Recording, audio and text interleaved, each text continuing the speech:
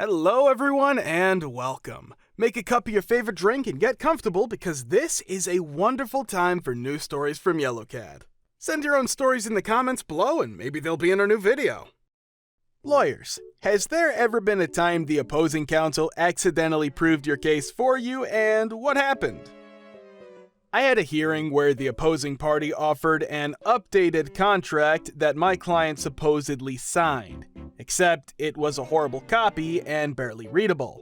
Then he assured the judges that the new contract was exactly the same as the old contract except for the party name at the top. The original contract was in his mom's name, the new one was in his name, and the date of the contract itself. He made that assurance multiple times. After he exhausted himself saying how everything was the same, I then pointed out to the judge that half the provisions were different and that my client had never signed that form. The judge asked if we were really accusing him of forging my client's signature since that's a serious accusation. I held up the guy's prior conviction for contract fraud and said, "I absolutely am, Your Honor." We won, hands down, no further argument needed. My dad's ex-girlfriend took us to court over his estate after he kicked her out. Her claim was that she was entitled to half the pie due to de facto marriage. Our claim was that she was a gold-digging W who planned it from the beginning. She had mountains of evidence of her contribution to Dad's company and running the private estate. Expense reports, receipts, dates and times her and Dad proved their relationship with trips and combined spending, etc., etc. She had so much evidence, the judge took 4 days to look it all over, after which he came back and basically said, "Why the H would you have all of this if it wasn't your plan the whole time?" The case was very downhill from there. Some more clarification. She'd done the same thing to her ex-husband, giving precedent. He and her children said so in their testimonies. One of her children even inadvertently admitted she told them what to say and paid them for it. We were able to name the date the relationship between her and my dad ended, which was months before she claimed, and outside the time limit to make it de facto/common law marriage. We had testimony from the doctor at his ICU who said she tried to keep everyone, including his ex-wife, our mother, and us, his children, away from him. Meanwhile, she had his phone and his computer and was trying to take over his contacts and business. We had proof of this. Her lawyer was a moron who constantly contradicted himself and the evidence. He lost documents, gave incorrect dates, and asked irrelevant questions of the defense. In the end, it was that her expenses for the relationship were deemed normal for anyone in any kind of romantic relationship, that gifts and meals aren't claimable for compensation, that her contributions to the household and business were not sufficient to warrant compensation, she never actually put any money into either, and that the relationship was not sufficient in duration to qualify as a common law marriage. This case took 4 effing years to settle, including 2 elevations of appeals. She finally gave up because she'd run into about $250,000 of court fee debt, as well as being forced to pay us $40,000.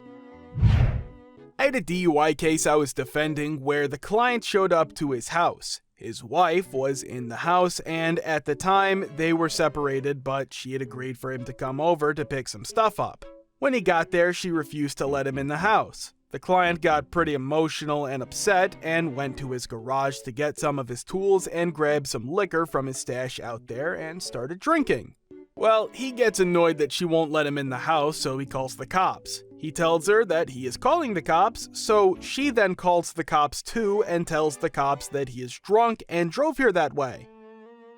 Long story short, the cop shows up and does the most BS DUI investigation ever. He properly administers the field sobriety tests, but his police report mentions nothing about him checking to see if the engine was warm, asking how long ago my client had been driving, etc. This is important because under our statute, he generally needs to show that any intox result was within 2 hours of driving. So I am hammering this cop on cross, and he starts essentially making stuff up and reciting things not in his police report.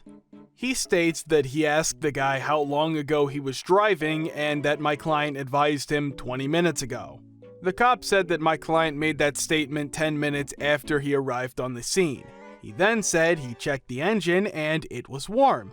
Again, none of this is in the police report during my cross. It's pretty apparent to me, the prosecutor, and the judge that this guy is full of S.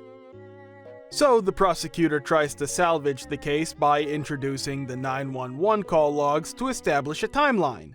Now, these had not been provided to me in discovery, so I objected, but was overruled. Thank God in the end. So the prosecutor starts going through the timeline, and it was essentially something like this. 6:15, call received from client. 6:18, call received from wife. 6:28, officer en route. 6:32, officer arrives. 6:42, client purportedly states he was driving 20 minutes ago.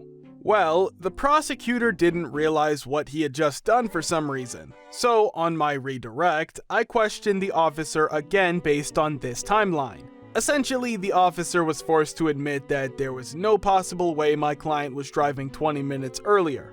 Probably the favorite question that I asked, and I am paraphrasing because this is a few years ago, but it was something like, "Officer, do you know if the defendant is able to time travel, and are you aware of any arguments which takes negative amount of time to occur?" Case got tossed and my client walked. After the trial, the cop came out to me and yelled at me that he was an honest man, that my client was guilty, and that I was a piece of S for making him look like a liar to the judge. I just responded with, "Well, next time put it in your police report." The timeline I provided was for illustrative purposes only. The actual facts of the case made it clear that the timeline offered by the officer's testimony was impossible.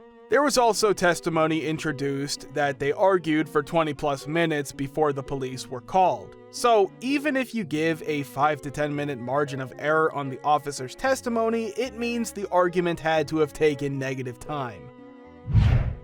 I had a misdemeanor possession case I was defending. Client was driving his mom's car. He gets pulled over for playing the stereo too loud. There are pills in the center console, in a prescription pill bottle. The bottle has his mom's name on it. Client gets arrested and charged with possession of a controlled substance without a prescription. Case is obviously BS, but the dumbest DA I've ever met in my life won't dismiss. We go to trial. During closing arguments, the DA says this case is a circumstantial evidence case. During my closing, I slapped the jury instruction on the projector that says if a case is based on circumstantial evidence and there is one factual scenario that points to guilt and one that points to innocence, the jury must find it in favor of the defendant and acquit. My client was acquitted. Not a lawyer, but was taken to court once. A guy had taken my family to court, basically he had been dating my mother and things ended. So he then takes us to small claims court with an itemized list of everything he'd ever bought the entire family. Every cheeseburger, every Kit Kat. He even billed for things he did, like house repairs. Some of the repairs were terrible and ruined other things. He tried to unclog the sink and ended up destroying the main drain pipe for the house. Now, he has bought some more expensive things as well. No one asked him to, but he was one of the types that loved to show how much money he had and would always talk about his connections and would name drop someone anytime we went anywhere. So, when he takes us to court with his full itemized list, the judge asks him to go first and present his testimony. He basically says, while I was with them, I bought all this stuff. I took them to dinner all the time and all this, but it was the idea it would be paid back by them. Judge, you bought a child a birthday cake with the idea it would be paid back? Did you ever say that these things were loans and not gifts? Him, well, no, but I shouldn't need to. That's the normal way people think. Judge, well, that's not the way I'd think. Case dismissed. Not a lawyer, but took my brother-in-law's landlord to small claims court. He's on SSI and I'm his conservator. We sued her for over $4,000 after she just decided she didn't like him and changed the locks on his apartment door. She also stuffed all of his belongings into trash bags and dragged them out to the curb. This was all done the day after she cashed his rent check. It all started because she was letting herself into his apartment with no notice and was going through his stuff while he was gone. When I found out about this, I told him to let her know that was not okay. He did, and that's why she kicked him out.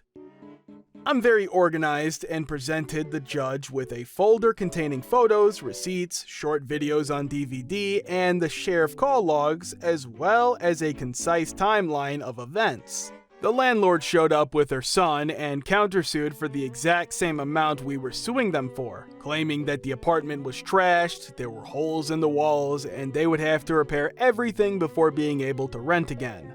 During the hearing, the judge asked for evidence of the damage to the room. The son whipped out his cell phone and showed a video panning and walking around the room. The video showed my brother-in-law's apartment obviously still being lived in. His stuff was all still there, and no visible damage, but there were a lot of posters and things hung on the walls. When the judge looked at the video, he asked, "Where is the damage?" The son replied, "You can't see it. It's behind all of the posters." The judge frowned and looked at the video again, and then said, "Did you take this video when he was still living there at the time?" The son replied, "Yes." This was the clincher. The judge then asked, "Did you ask his permission to enter the apartment to take this video?" Silence. I had to go to court over a financial cock-up when I was a student. Took advice from the university legal support team who said I didn't need a solicitor, so I went in alone. The judge didn't like this and postponed it for another date so I could prove I'd had more counsel first. The other party's solicitor caught me outside the court and said, "I didn't tell you this, but," and pointed out a huge error in the financial paperwork that made it very obviously come out in my favor.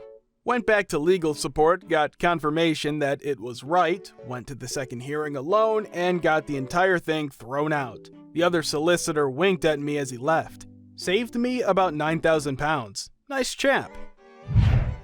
Not a lawyer, but a relative of a retired prosecutor. Relative was working misdemeanor criminal court. Cases get called in alphabetical order, and two women named Catherine Smith and Catherine Smith were scheduled to have their hearings before the judge. Not their actual names, but you get the point. Both had similar crimes, but slightly different. So the bailiff announces the next case to the courtroom. Catherine Smith for 1 count of possession of cocaine with the intention to sell and 1 count of P. So Catherine Smith stands up and indignantly cries, Whoa, just wait a second. Where the H did the P charge come from? I may deal crack, but I am not AW. Easiest drug dealing case my relative ever prosecuted. Thank you for watching. Guys, thank you for all the support and likes. Subscribe to the channel if you're not subscribed yet. See you next time.